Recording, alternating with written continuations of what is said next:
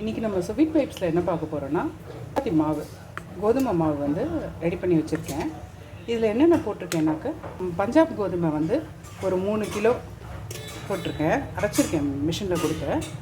3 kilo Punjab கோதுமை, 200 gram கேழ்வரகு, ragi, 200 gram கம்பு, 200 கிராம் வெள்ளை கொண்டக்கடலை, இதெல்லாம் போட்டு நல்லா மையாக அரைச்சின்னு வந்திருக்கேன்.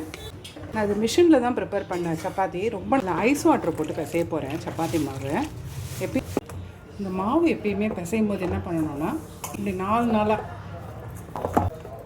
சப்பாத்தி மாவு நல்லா சாஃப்டாக எப்பயுமே மாவு பிசைஞ்ச உடனே வந்து நல்லா கவர் பண்ணி வச்சிடணும். இதில் உடனே பண்ணிடலாம் சப்பாத்தி.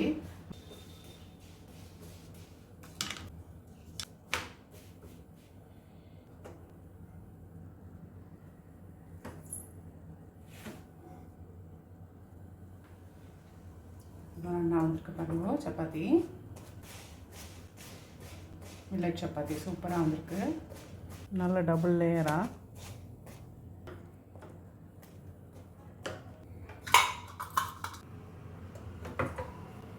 நான் வந்து சைட் டிஷ் வந்து சன்னா மசாலா. நன்றி, வணக்கம்.